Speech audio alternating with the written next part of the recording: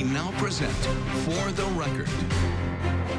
Welcome to For the Record. I'm Will Kenneally, joining you from a little bit of a different place here, the Iowa State Capitol in Des Moines.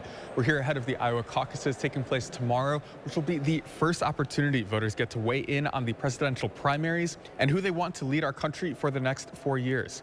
Now, it's no mystery on the Democratic side, but we're looking at a competitive primary among Republicans. Well, competitive with this caveat. Former President Donald Trump continues to have a sizable lead over the Republican field, with the backing of more than half the Republican voters here in the Hawkeye State. Now, earlier this week, Chris Christie bowed out of the race, throwing his hat behind, well, anybody but Trump. There isn't a path for me to win the nomination, which is why I'm suspending my campaign tonight for President of the United States. I know, and I can see it from some of the faces here, that I'm disappointing some people by doing this. People who believe in our message and believe in what we've been doing. I also know, though, it's the right thing for me to do. Because I want to promise you this. I am going to make sure that in no way do I enable Donald Trump to ever be president of the United States again. And that's more important than my own personal ambition. So there will be a contested race to see who will be that strong alternative to former President Trump. On Wednesday in Des Moines, Nikki Haley and Ron DeSantis met for a debate. Now, Trump did qualify for that debate, but he opted to skip it for a town hall instead. So what did we hear Wednesday, and what should a Wisconsin voter take away from what we heard? For that, we turn to Anthony Chergosky, a political science professor at UW-La Crosse. Thanks so much for joining us. Thank you, Will. So first and foremost, anything that surprised you from the debate on Wednesday? Just how intensely Ron DeSantis and Nikki Haley went after one another. Viewers might watch that debate and get the impression that DeSantis and Haley are the frontrunners and that they were desperately trying to gain those last-minute undecided voters to get across the finish line in Iowa. But as we know, that's not the case. Donald Trump is way ahead both nationally and in the state of Iowa. So it was curious that DeSantis and Haley really emptied out the opposition research file on one another. They went after each other much more than they went after the clear frontrunner in the race, former President Trump. That really stood out to me as I was going back and forth between the split screen of Donald Trump having his town hall meeting with Fox News, a very friendly audience. And then on the other side of the split screen, Ron DeSantis and Nikki Haley really going after one another as we head towards the Iowa caucuses. So I've been looking at 538 kind of aggregate of Iowa polls. It shows, as you mentioned, Trump far and away in the lead. Haley and DeSantis kind of duking it out in the teens. Was there a clear person emerging from the debate on Wednesday that would be that kind of second place finish behind Trump at all? Certainly, Nikki Haley benefits from Chris Christie dropping out of the race. Chris Christie had gone all in on New Hampshire, which is the second contest in the Republican nomination process after the Iowa caucuses. And Nikki Haley and Chris Christie seem to be more or less competing over the same pool of voters. So Christie's exit from the race would seem to benefit Haley.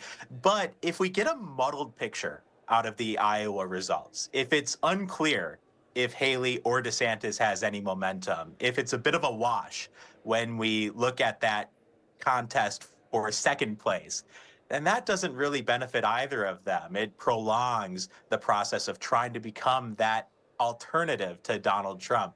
So right now, the state of the race is pretty clear. Donald Trump is the overwhelming favorite to become the nominee. DeSantis and Haley have competing theories for how they could become that alternative to Donald Trump. They're trying to make that happen. As they try to make that happen, they're going after one another. I don't think it really changes much at the end of the day. I think Donald Trump is on track to become the nominee. And that was really illustrated by Donald Trump talking about his potential vice presidential nominee in the Fox News town hall. We know that we've pivoted to the general election stage of the campaign when we're talking about the Veep stakes, the potential running mates for the nominees. So to me, that was indicative of the fact that Donald Trump is really trying to focus on his election potential campaign against Joe Biden. And on that note, hey, there is speculation out there that Nikki Haley might be setting herself up to potentially be the running mate to Donald Trump. She was certainly muted in her criticisms of Donald Trump during the debate. Her main criticism was simply that Donald Trump did not show up to the debate on Wednesday night. One of the other things that fascinates me is they're either both former or current governors. It's a little bit of a different record that they can run on compared to like a U.S. senator, for example. Does that resonate with voters at all? We heard, for example, DeSantis talking about some of those stuff that he's done with Disney down in Florida. Does that resonate with voters? Absolutely. Both Haley and DeSantis tried to tout their own record as governor, just as they criticized each other's record as governor. I mentioned Ron DeSantis criticizing Nikki Haley for not achieving universal school choice when Haley was governor of South Carolina. Meanwhile, Haley had her own criticisms of Ron DeSantis. Ron DeSantis tried to talk about leadership. He tried to make that a key element of the debate, really trying to make the case that he has demonstrated important leadership qualities as governor of Florida that he could bring to the office of the presidency. Now, Ron DeSantis also served as a member of Congress. Nikki Haley served as ambassador to the United Nations. So they have experience that goes beyond their record as governor, but certainly their record as governor was a key factor of the debate on Wednesday night. So I was thinking ahead to the general election, right? Were there any points of agreement that could perhaps just be indicative of where the Republican field is and kind of will turn towards the general election? Yeah, as we look ahead towards the general election, we can expect that the Republican Party will be firmly behind its nominee. We have seen that the Republican base has become more enthusiastic, for example, about Donald Trump's candidacy as Trump's legal issues have mounted. Now, DeSantis pointed out how that could be a problem for Republicans. He expects that Donald Trump will not be given total immunity for the actions that Trump took as president. And DeSantis warned Republicans against the potential chaos that could result if Donald Trump is facing significant legal problems throughout the campaign. That is part of DeSantis's broader theory for why he should be the candidate and not Trump. As I mentioned, the more competent version of Trump seems to be DeSantis's brand. So as we go towards the campaign, we'll have to see if any of that really resonates with Republican voters. Right now, Republican voters seem pretty sold on the idea of Donald Trump being their standard bearer in 2024. If you'll stay with us for just a moment, we'll hear more from Professor Chergosky about what to expect with the Iowa caucuses. We'll be right back after this.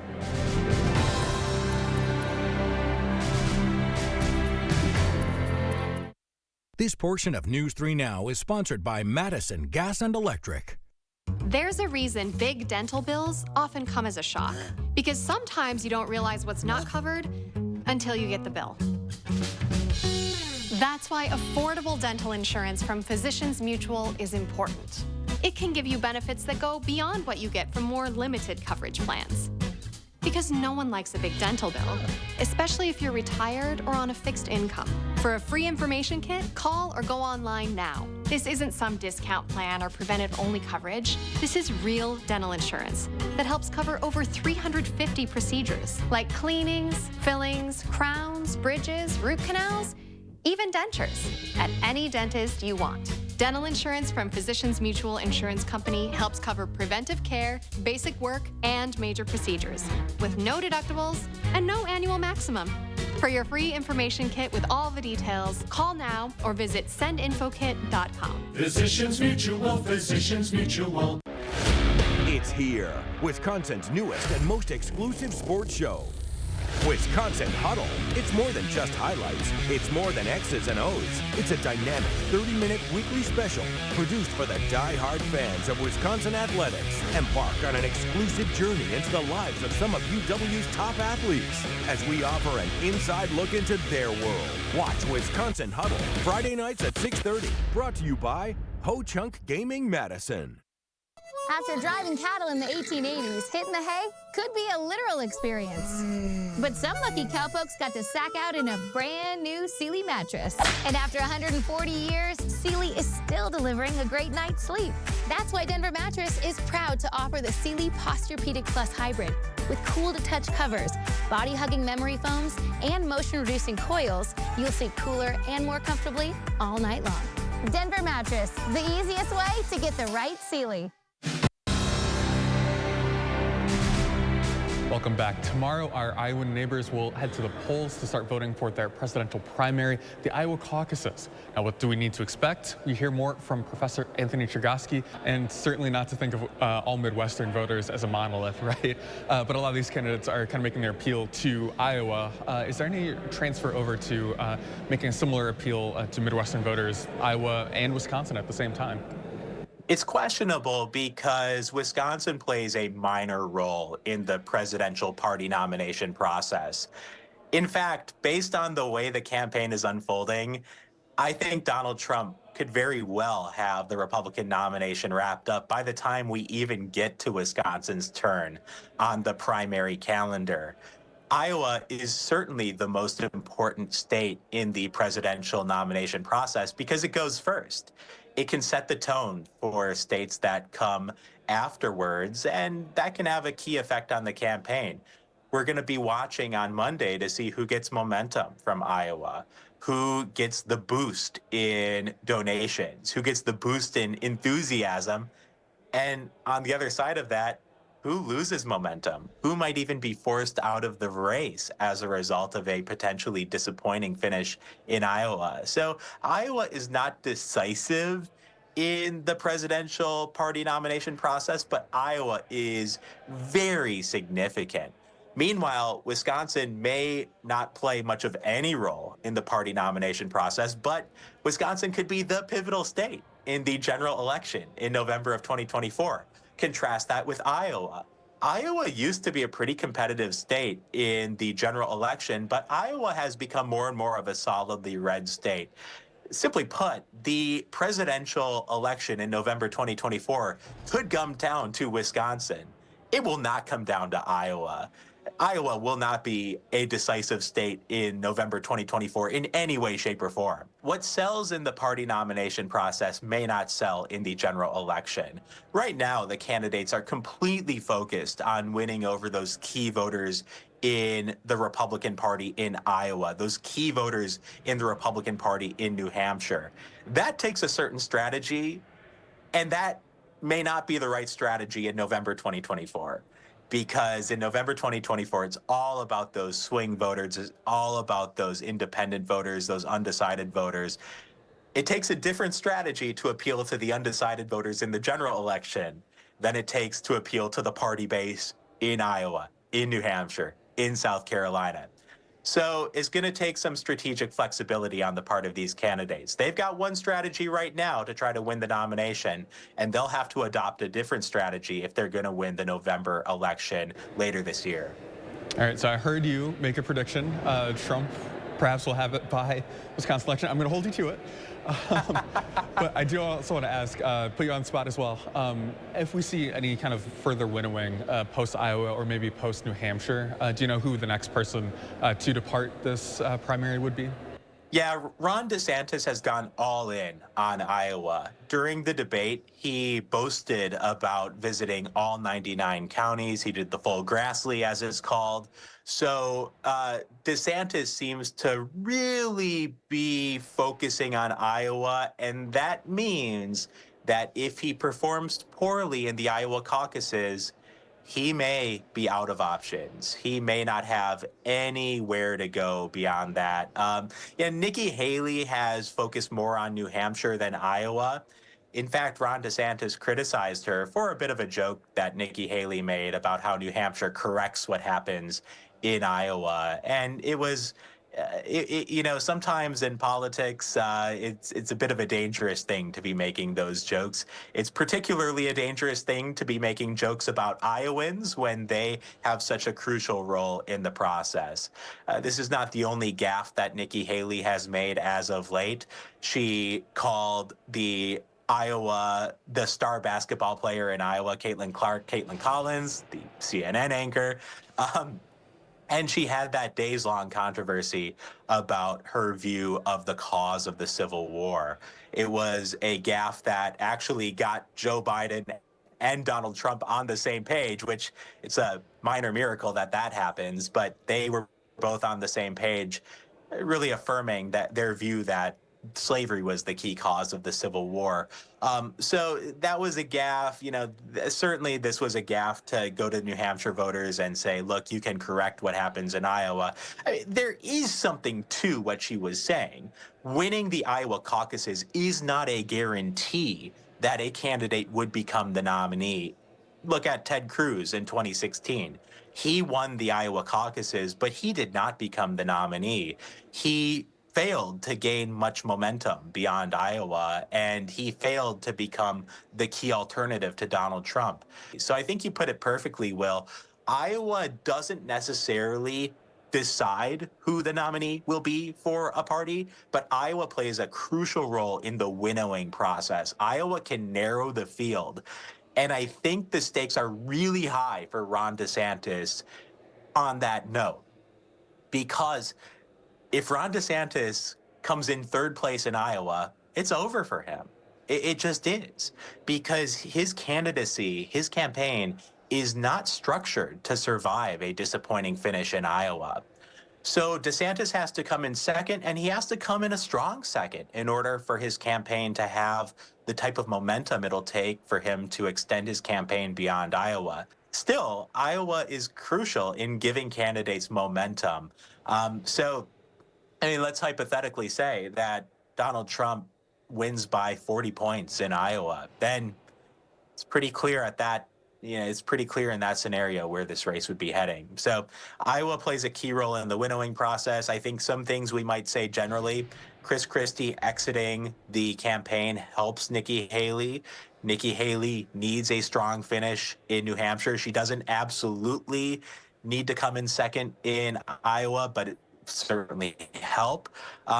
So as we look ahead to Monday, it's do or die time for Ron DeSantis. Iowa is do or die for Ron DeSantis. And if he has a disappointing finish in Iowa, it's hard to see how his campaign can really continue.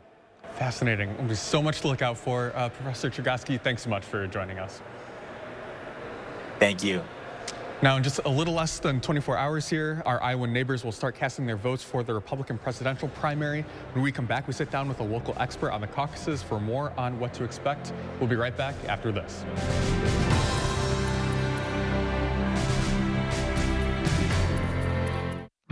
I'm a little old to count down the days, but my ski trip to Cascade Mountain with my cousin each year, so much fun.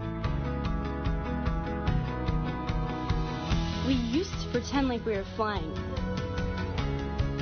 Now, we really do.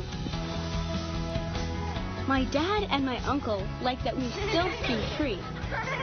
But Noah and I, we just have fun. See you there. Come on, Michael, come on. Catch the ball! Huddle up! Do you need to get your eyes checked?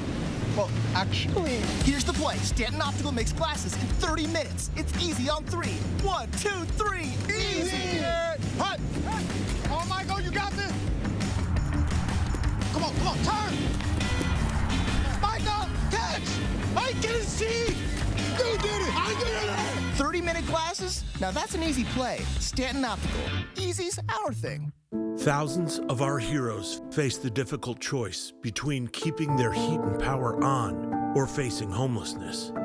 21,000 Wisconsin veterans are living below the poverty line, many impacted by physical or mental health challenges. Wisconsin loses 3 veterans to suicide every week.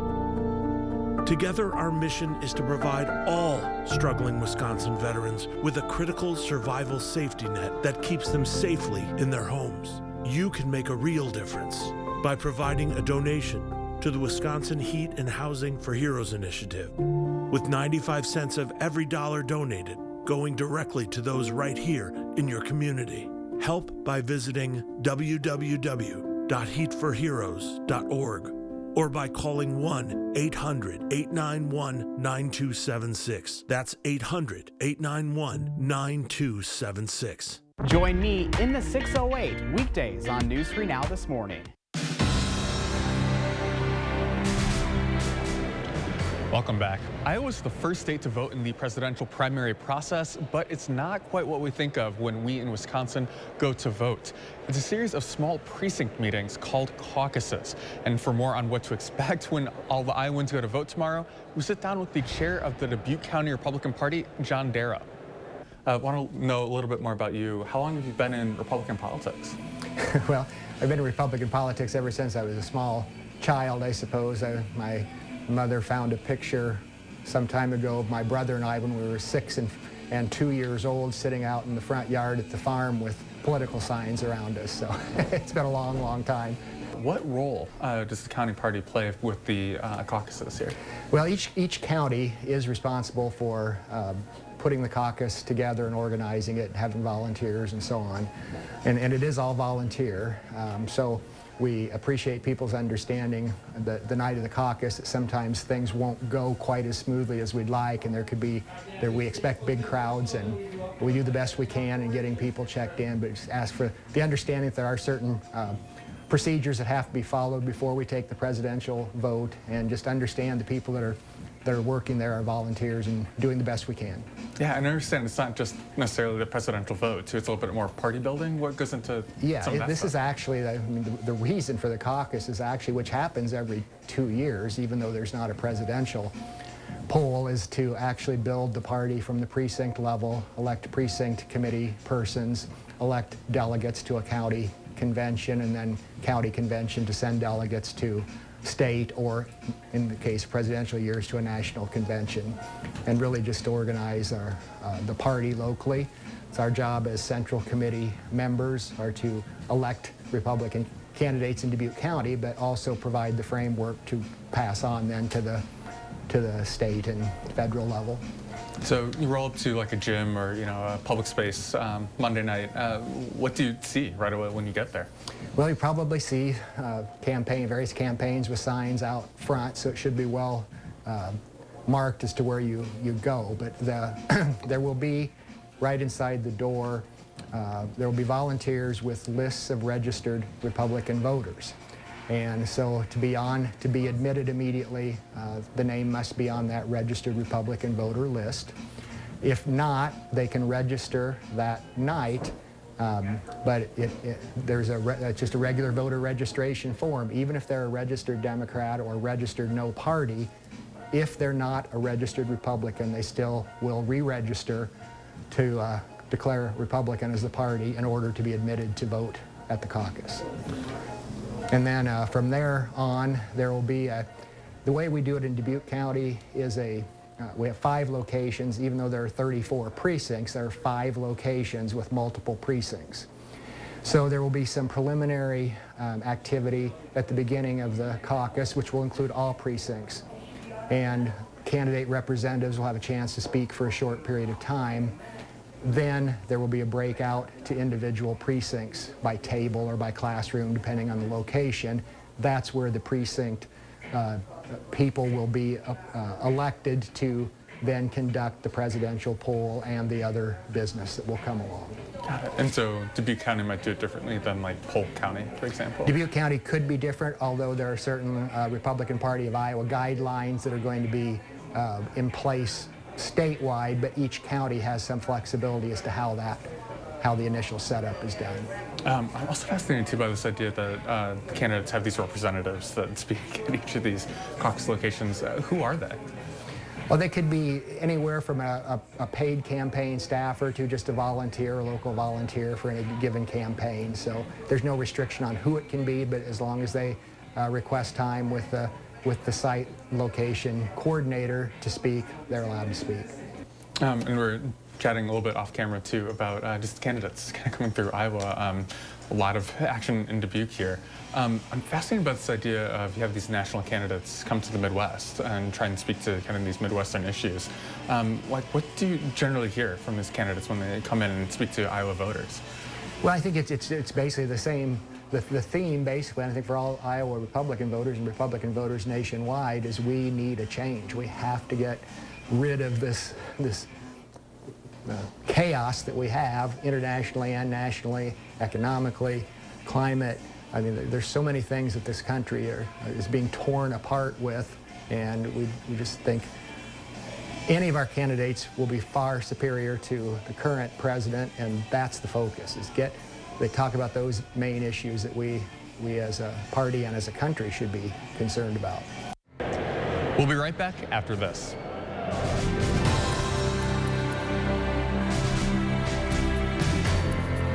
This right here is confidence in a bottle. Not only does it change you on the outside, but something in the inside, knowing that you're looking better. It makes me feel so much more confident than I've ever felt in my life. They are some of the hottest videos on social media. Those videos claiming to instantly get rid of bags under your eyes. Well, today we're going to see one for ourselves and let you be the judge. It's called Plexiderm, and lifestyle expert Annette Figueroa is here to tell us why she says this one is for real. This one is for real, and I'm so excited. We even have a video, and you'll notice the model has bags underneath his eyes and some sagging, and all he uses is a small amount on a clean, dry face, and that's how easy it is. All right, what's the active ingredient? Okay, so it's silicates that are minerals found in shale rock, and what it does is it tightens and lifts the appearance of bags underneath your eyes, and as little as 10 minutes, no prescriptions, and very little effort. Even watching the video, this is a real, it's a model, but it's a real guy with real bags underneath his eyes. My real true opinion is holy words I can't say on camera. This is absolutely unbelievable. I mean, I could feel it just lifting my skin. It was amazing. It feels good. Feels great. Looks even better. And I did this to my father. We were at home, so we applied it to his under eye bags, and let me tell you, we were so excited. In under 10 minutes, they visibly disappeared from view, and now it is literally part of both of our daily routines. He calls me every single month saying, "Hey, Annette, I'm out of Plexiderm, please send me more." And not only does it work on the bags, it works on the appearance of crow's feet, fine lines, and wrinkles. The way you want to do it is you want to have a clean, dry face. You use a small amount because it's so powerful. You have high school reunions, you have events you want to go to, you want to look years younger, this is it. This new year is the best time to try Plexiderm at our startup price of only $14.95. Your solution is at plexidermtrial.com or call the number on your screen. The First Warn Weather Team takes you beyond the barometer, only on News 3 Now. Welcome back. We're here in the Iowa State Capitol, but we want to leave you with one quick note from the Wisconsin State Capitol. The legislature is back in session this coming week to pass some of the bills that they've been working on late last year. We'll expect a sprint to the finish over the next few months as lawmakers try and pass a key few things before they break to run for re-election. That will include things like the medical marijuana bill introduced this past week and an income tax cut for retirees. And that does it for us this week. Thanks for joining us from Des Moines here. I'm Will Kenneally. Have a great rest of your weekend.